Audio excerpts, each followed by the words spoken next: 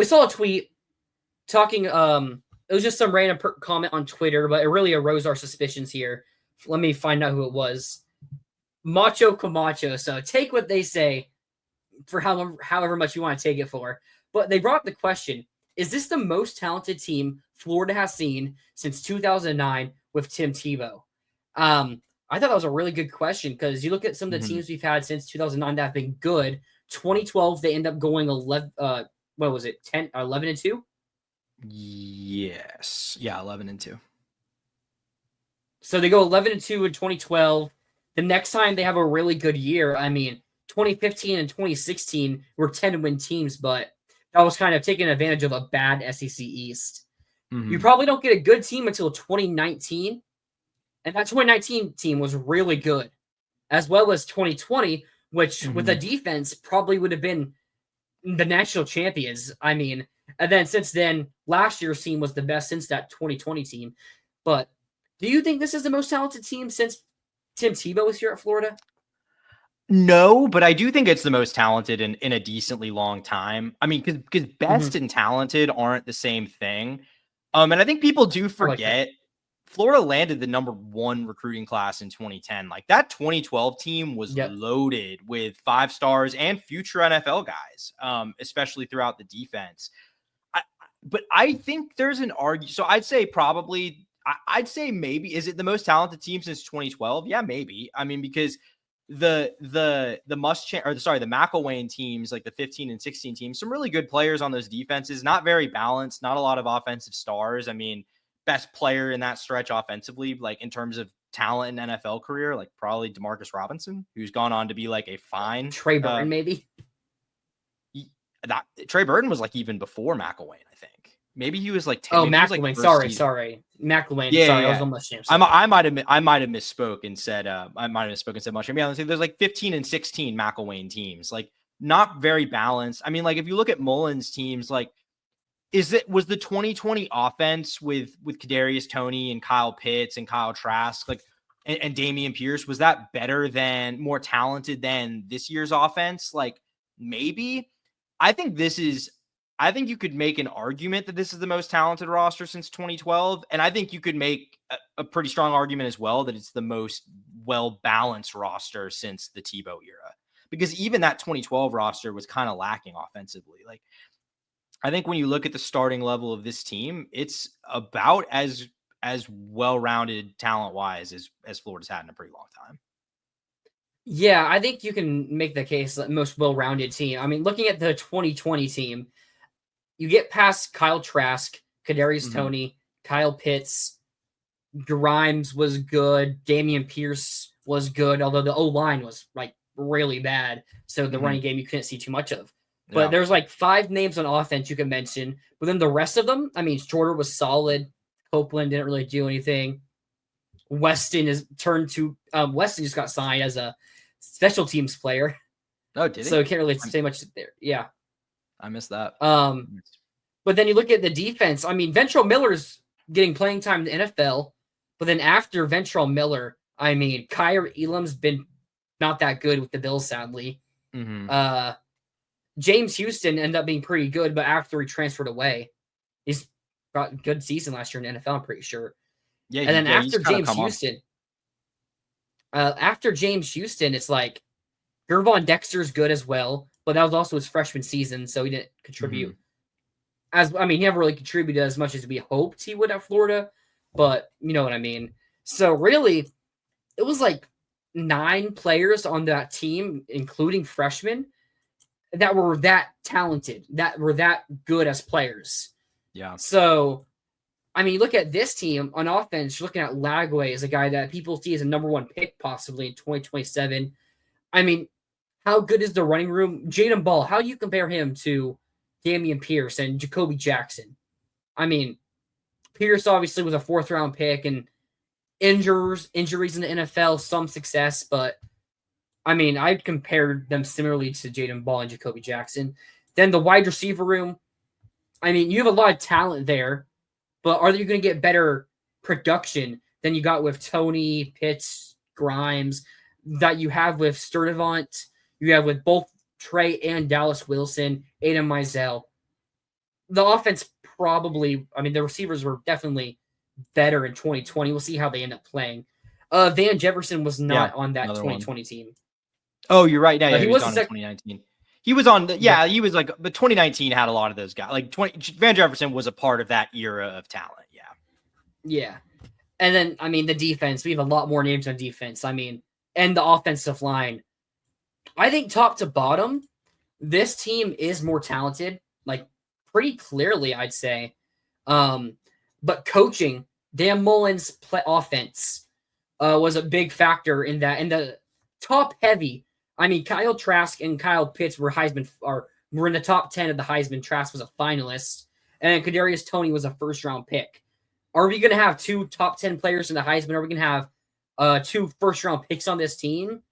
I mean, it's possible with like Banks and Sapp and Barber, Slaughter, Trey Wilson. I've seen go in second round, but I don't know if you're going to have a top 5 pick on this roster. So, what is your like final answer on this topic? I think, because to me it's like, you look at, offensively, like to me I think like an underrated element is the offensive line with guys like Slaughter and Barber, who are gonna go be probably day 2 at least picks, probably, you would think. It's certainly Slaughter.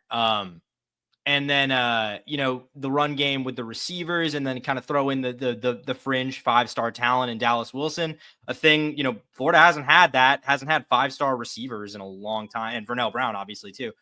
And then you look at guys like Caleb Banks on defense, who like will probably be a pretty significant draft prospect. Sapp is getting a ton of draft. Sapp has like pretty good odds to go first overall. Have you seen that?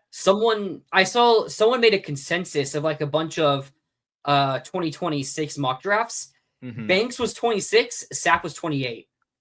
Yeah, I mean, Sapp is literally like if you look at the odds of like most likely to go first overall, Sapp's like in the top 10 or something like that. It's kind of crazy, honestly. Yeah, I know. So I'd love to see it. I know, it'd be great. I mean, and then like obviously guys like Devin Moore. Like I think I've said this a lot. I think Florida's question this year is the depth, because there's a lot of positions where an injury would be just catastrophic. So Florida doesn't really have the benefit of having built out like years and years of good recruiting. And say what you will about Billy's recruiting, maybe it hasn't quite been to this point what Florida hoped it would be when they hired him.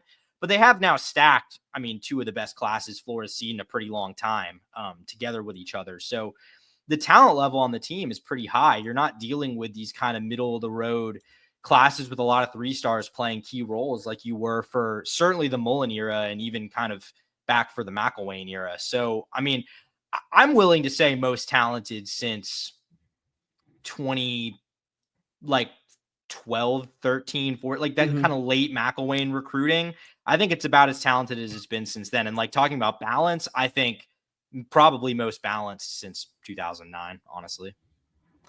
I'm gonna have the same answer, no, but I'm gonna say a different team that we haven't really mentioned. I'm gonna say the 2019 team. The 2019 team was the most talented. That's not bad. I mean, we mentioned the same offensive names with Toney, Trask, Pierce. We even had Michael Pirine, I'm pretty sure, on that team as well in 2019. And then you add on Van Jefferson, Tyree Cleveland, Josh Hammond. You still have Kyle Pitts, who Kyle Pitts was second in college football in tight end yards in 2019. Yeah. Something that I completely forgot about, that he had a lot of hype going into 2020 as well. But then the defense is really where it makes the big difference. Jonathan Grenard's a starting edge rusher, really good starting edge rusher in the NFL. You also still had Ventrell Miller on the team, and David Reese, a really good, solid linebacker that led the defense. You also still had like Zachary Carter. Jabari Zuniga was like he was like a 3rd or 4th round pick, if I'm not mistaken. Yeah, Zuniga was I was going to say Zuniga had injury issues, but was very, very good when healthy that season. Yep. Kadarius Slayton is another guy that I probably started a couple of games with the Packers. I know he just left. He was listed as a key departure for the Packers this past offseason. So, and then you also have other names. I mean, CJ Henderson was a first round pick, CJ 10, 11 pick, right? 11th. I think he went 9th, didn't he? I want to say CJ. It was 11th or 9th. I can't remember. You still like Jawan Taylor on the offensive line, Stone Forsythe, who ended up being a good rotation player in the NFL in the offensive line. There's one name I'm missing here. Chauncey too. Rob just said, Chauncey was not did on Chauncey leave in 20? Chauncey left in 2018. Yeah, Chauncey left in. Yeah, his final game was the Michigan game. Speaking of Michigan, oh, that's right. That's right. But I mean, so I think it's pretty clear the 2019 team was the most talented. I think the main difference between 2019 and 2020 was the schedule. Because 2019 Georgia was better than 2020 Georgia. 2019 LSU was, I mean, we lost LSU in 2020, but 2019 LSU is maybe the most talented team of all time. I mean, most NFL abundant team of all time. You also had Aubrey was top 10. We didn't play Alabama. We played another big game. We did. Yeah, we play. Well, we played Georgia, obviously. I'm trying to think. Because in the West, we only played Auburn and LSU. Were they good? That LSU was still decent. No, they were bad. Yeah, FSU was not very good. That was Norvell's first year when they kind of Virginia in the bowl game. They were top. Or no, that was the year where Taggart got fired. That was the year where Taggart got fired midseason. You're right. Yeah. No, that's 2018. I don't know why it's okay, but we played Miami in the opener. That's right. So it's like we played a pretty decent, difficult schedule. I mean, if you don't play LSU, you're probably talking about an 11-1 team, and that probably makes the playoffs. Like, I think that 2019 team is the best and probably most talented overall since the Tim Tebow era. Yeah, I mean, I think there's a fair point to be made there. I mean, the only real thing, like, they gave LSU as good a game as like you could really hope. That Georgia game, they looked pretty overmatched. That was kind of still when Georgia was sort of first hitting its like real stride with Kirby. And even those good Mullen teams just were not particularly close. Well, I mean, it was a 7-point game, if you remember. Yeah. There was in the fourth quarter, we scored. How many did we score in the fourth? We scored 14 of our 17 points in the fourth quarter. And like at the end of the game, Georgia, they had like a third down. Who was the receiver? I'm trying to remember. I mean, it was like a 3rd and 8, and they got a first down on like a clearly incomplete pass. That allowed them to run the clock out. Like, I mean, we were hot if tied that game's into overtimes there, but like that's a close game. Saying, like, it was sort of, but it wasn't very competitive. Like, I don't remember the details. I just remember not being like, wow, Florida almost won that game. Like, that was not how I felt when that game ended. I remember I was at that game, and it was like when they called that incomplete pass, like you could feel it was over. But I mean, if we get the ball there, there's no reason to think we couldn't have gone and tied the game even. But yeah, I mean, 2012 greater. I mean, yeah, that's what I think about that 2012 team, the schedule. I mean, you played Johnny Manziel in week 2, but that was before Johnny football took off. That was his first game starting. That was his first you beat him 26. Start, yeah. And then Tennessee was bad, and Kentucky was bad. I mean, 14-6 win over LSU. How good was that LSU team? That was a good win. LSU was good. They killed a good South Carolina. We killed a good South Carolina team that year. Yeah, 44-11. Lost the Georgia game off the fumble. Jordan. That was like a 6 turnover game for the Gators, I think. Yeah. Driscoll threw like 3 picks and fumbled twice, and then Reed fumbled. It was a bad game. And then FSU with EJ Manuel. EJ Manuel was their leading rusher as well in that game. I remember that was a really good game. I remember that game. Oh, really? Good game. Well, that was the first time Florida had won against FSU in 2 years. Like they had lost 3 in a row, 2 in a row, 3 in a row, something like that. Yeah. Because they lost in 2010 and 11, like badly, got killed. So, which game are you talking about, Rob? Is that? But anyways, good FSU team. Okay, maybe I'm downplaying the schedule. No, yeah, that was a good FSU team. No, that schedule had some tough games. It was just back when the SEC East was really bad, kind of as it had been for a while. But we're gonna. Oh wait, Georgia, Rob. They lost by. It was 17-9. That's right. I think the difference, though, now in college football that allows us to have this discussion and maybe it be true, even if it doesn't look as good. If we just finish the 12th best team or 11th best team, we can make the college football playoff.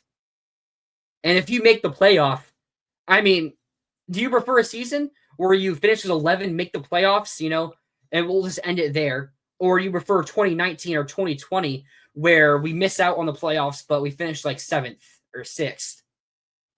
I mean, which one are you going to grade higher? I think that's the question. Wait, one where you make the playoff and immediately lose versus like what we did in 2019? Well, ignoring the playoffs. We haven't played a game yet. Let's say the season, you're asked the day after conference championships end and they announce the playoff bracket. Let's say that. Before the game's played. Do you prefer finishing as 11 and making the playoff, or do you prefer finishing as 7? What are you going to say is a better season? 11 and making the playoff, in my opinion. Depends on the record. That's fair. To me, like the whole object is to be in the playoff. So making the playoff is objectively more like you could make the playoff and lose by 100 points, and that's objectively a better season than going and winning whatever bowl game. Like in my opinion, that's how I look at it, because that's the object of the sport, is to put yourself in position to win championships. That's where I agree.